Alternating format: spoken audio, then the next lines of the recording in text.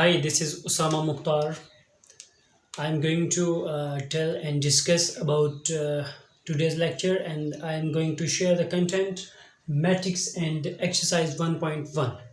I will discuss my lectures, a whole lecture in English and Urdu as well, because for Pakistan and for Urdu speaking person, Urdu is important, and for the English speaking people, English is also important. Then, okay, I will deliver the lecture in English as well as Urdu. Now, today my topic is what is matrix. Matrix क्या होता है, और वहाँ साथ हमारे exercise 1.1 भी है. तो बिना टाइम वेस्ट किए हम ज़रा अपना काम शुरू करते हैं. देखिए, सबसे पहले आपसे पूछा जा रहा है कि व्हाट इज़ मैट्रिक्स. ये मैंने क्वेश्चन नंबर 1 लिखा है, हम इसको भी साथ सॉल्व करेंगे. लेकिन सबसे पहले हम देखें कि मैट्रिक्स होता क्या है. स्टूडेंट्स सॉल्व करते रहते हैं, लेकिन उनको मैट्रिक्स का नहीं पता होता कि मैट्रिक्स चीज़ क्या है बेसिकली. तो देखिए, मैट्रिक्स असल में, लेट सपोज मैं एक मिसाल देता हूँ. आपके पास 1 2 3 4 5 6 ये कुछ नंबर हैं. इसी तरह आपके पास ABCD ये भी नंबर्स हो सकते हैं. तो इन नंबर्स को बेसिकली स्केलर्स भी कहते हैं. क्या कहते हैं? स्केलर्स.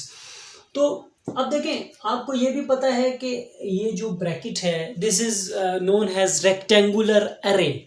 मैं यहाँ साथ मेंशन भी कर देता हूँ, रेक्टेंगुलर अरे. अब देखें, रेक्टेंगुलर अरे इसको कहते हैं और स्क्वायर ब्रैकेट भी कहते हैं. अब आपके पास लेट सपोज ये नंबर जो स्केलर्स दिए हुए हैं, इनको अगर आप ब्रैकेट में लिख देते हैं किसी भी तरह से, ठीक है, 1 2 3 4 5, तो इसी तरह आप ऐसे भी लिख सकते हैं 1 2 3 4 5 6. तो ये नंबर की तरतीब कोई मैटर नहीं करती. लेकिन स्केलर्स को स्क्वायर ब्रैकेट के अंदर लिखना is known as matrix. Okay, you have to put these scalars in the square bracket or rectangular array, then this is known as the matrix. Okay, hope so matrix की definition आपको समझ आई होगी, concept clear हुआ होगा. अब हम चलते हैं कि हमारे पास बेसिकली क्वेश्चन 1 में वो पूछ रहा है find order of matrix. तो basically order of the matrix को वो जो है डिस्कस करना चाह रहा है. तो देखें, अब आपके पास ये मैंने एक मैट्रिक्स लिख दिया. मैं इसको कोई नाम दे देता हूँ, लेट सपोज सी का. कोई भी आप नाम दे सकते हैं, और नाम हमेशा कैपिटल लेटर होना चाहिए. Small letter it is not acceptable and that is wrong. अब देखें, आपके पास 1 2 3 4 ये एक मैट्रिक्स लिखा हुआ है. अब देखें, इसमें ये चीज़ जो है, इस तरह जो जा रहे हैं, ये रोज होते हैं.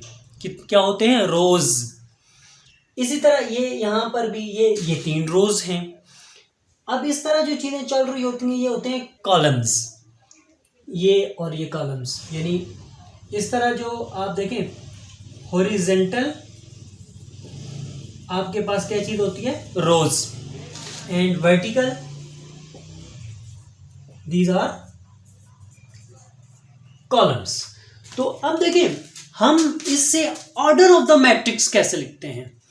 देखिए, मैं इसको ज़रा मैट्रिक्स की डेफिनेशन को रेज करने लगा हूँ. आप वीडियो को स्टॉप करके देख लीजिएगा. देखिए, अब हमारे पास लेट सपोज ये एक मैट्रिक्स ए लिखा हुआ है.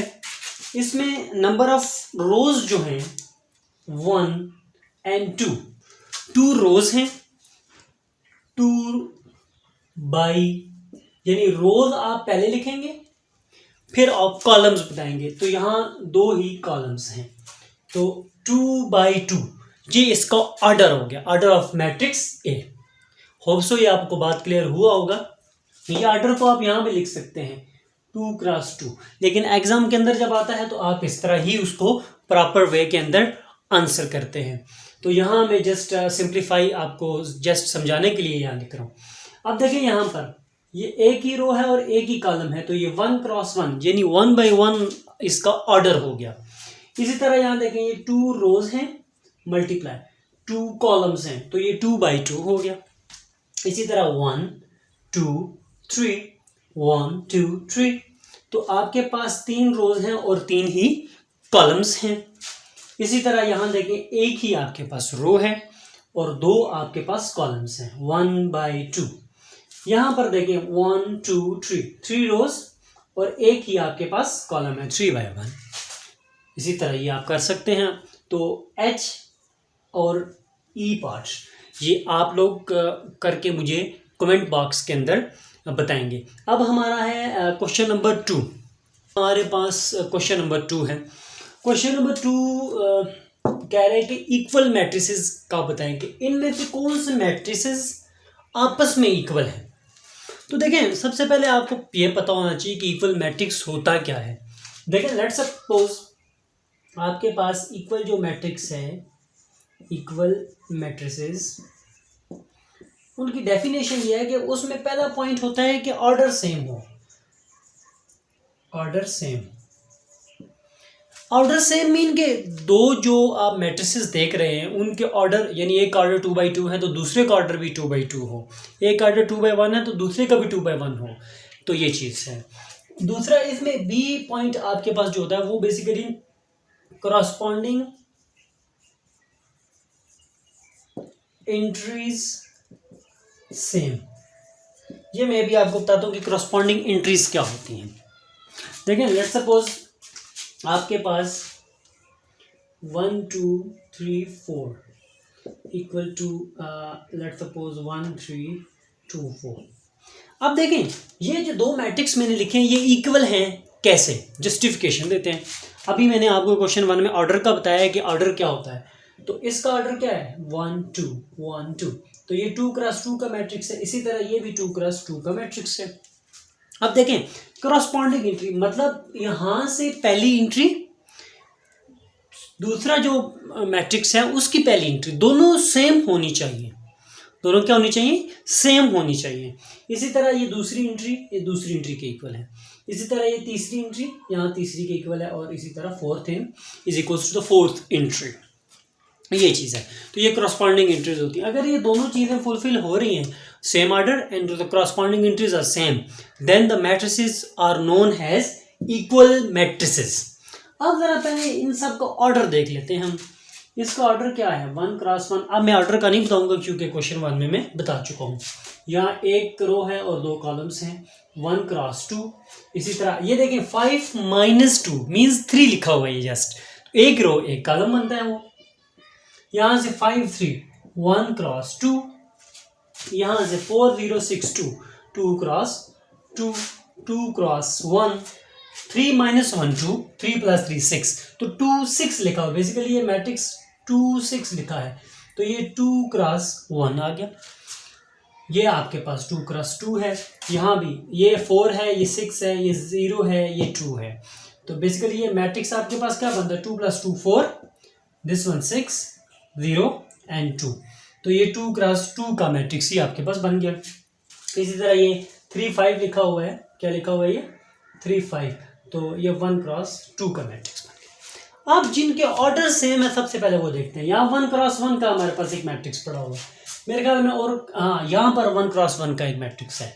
देखें ये दोनों ए और सी, ए मैट्रिक्स हमारे पास 3 है और सी हमारे पास 5 - 2 है। इसका 1x1 ऑर्डर बनता है, इसका भी 1x1 बनता है क्योंकि ये चीज़ बेसिकली ये 3 बनती है। तो दोनों का ऑर्डर आपके पास 1x1 है। एक चीज़ ये होगी। दूसरा क्रॉसपॉन्डिंग एंट्री, इसकी पहली एंट्री इसकी पहली एंट्री की इक्वल है। That's why these matrices are equal matrices. इसी तरह अब आप 1x2 का देख लें। यहाँ से कोई और 1x2 का ये 3 और 5, ये बी और आई जो है ये आपस में इक्वल है। B and I are equal. यहाँ से ए और सी आपस में इक्वल थे। तो इसी तरह ये चीज़ें जो मैट्रिसेस आपस में इस तरह सेम हो रहे हैं, एक से ज़्यादा भी, दो से ज़्यादा भी हो सकते हैं, 3 भी आपस में इक्वल हो सकते हैं। तो ये बेसिकली आपकी डेफिनेशन थी इक्वल मैट्रिसेस की। अगर आपको समझ आई है तो well and good. If you are not understanding the topic, आप मुझे कमेंट बॉक्स में बता सकते हैं। अब हमारा अगला जो लास्ट क्वेश्चन है 1.1 का, वो है कि हम ए बी सी डी की वैल्यूज कैलकुलेट करते हैं। आइए हम उस क्वेश्चन को क्विकली कर लें। क्वेश्चन नंबर 3 में बेसिकली आपने A B C and D की वैल्यूज को कैलकुलेट करना है। तो देखें यहाँ दो मैट्रिसेस हैं, एक ये मैट्रिक्स है और एक ये मैट्रिक्स है, इसके सेंटर में इक्वल लिखा हुआ है। इक्वल मैट्रिक्स का मैंने आपको क्या बताया था क्वेश्चन नंबर 2 के अंदर के उनका ऑर्डर भी सेम होता है और इंट्रीज भी, करस्पॉन्डिंग इंट्रीज भी सेम होती है। अब पहली इंट्री यानी पहली की इक्वल होती है तो हम यहाँ से लिख देंगे a plus C equal to 0, इसको इक्वेशन नंबर 1 कह देंगे। इसी तरह दूसरी इंट्री दूसरी के इक्वल होती है, यहाँ दूसरी इंट्री आपके पास a प्लस 2b है, इधर दूसरी इंट्री आपके पास -7 है, this is the equation number 2। इसी तरह आप तीसरी इंट्री तीसरी के इक्वल लिख देंगे और फोर्थ इंट्री जो है वो आप फोर्थ इंट्री के इक्वल लिख देंगे। अब आपके पास बेसिकली 4 इक्वेशंस आ चुकी हैं, 4 इक्वेशंस आ चुकी हैं और आपके पास a b c and d की वैल्यूज आपने कैलकुलेट करके बतानी है। अब देखें सबसे पहले वो वाली इन चारों में से इक्वेशन सॉल्व करें जहां आपके पास जो वेरिएबल्स हैं वो एक सिंगल वेरिएबल पड़ा हो। अब देखें इसमें एक सिंगल वेरिएबल पड़ा है c, तो आप इजीली वैल्यू कैलकुलेट कर सकते हैं। देखें आप c -1 इक्वल टू 3 है तो c इक्वल टू 3। अब ये माइनस ये 1 जो है इस साइड पे माइनस का इधर आगे, यानी जब इक्वल की साइड दूसरी पे आ जाता है तो वो साइन चेंज कर जाता है, तो c इक्वल टू 4 आ गया। अब देखें c इक्वल टू 4 आ चुका। अब आप यहाँ से यहाँ देखें, यहाँ भी सिंगल एक वेरिएबल पड़ा है d। अब आप इसको सॉल्व कर सकते हैं ना, 4d, ये 2d इधर आगे माइनस का हो जाएगा, 6 इस साइड पे आगे प्लस का हो जाएगा, 4d minus 2d, 2d equal to 6।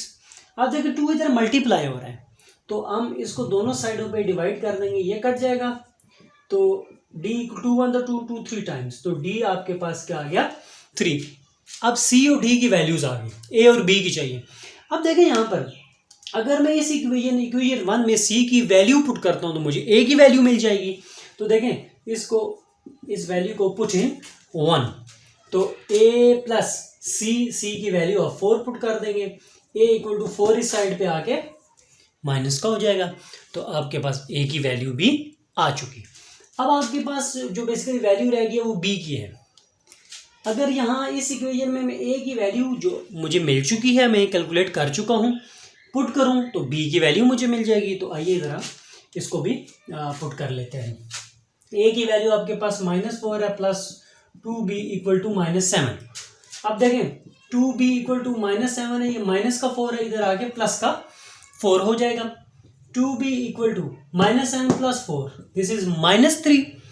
अब 2 इधर मल्टीप्लाई हो रहा है तो दोनों साइडों पे डिवाइड कर दूंगा, b इक्वल टू -3/2। तो होप सो ए बी सी की वैल्यू कैलकुलेट कैसे होती है आपको समझ आई होगी। अब हम इंशाल्लाह ताला कंप्लीट वीडियो सीरीज बनाएंगे on the class 9th mathematics, 10 first year and second year and all other subjects you will be provided on the Ibrahim Academy YouTube channel. Thanks for watching my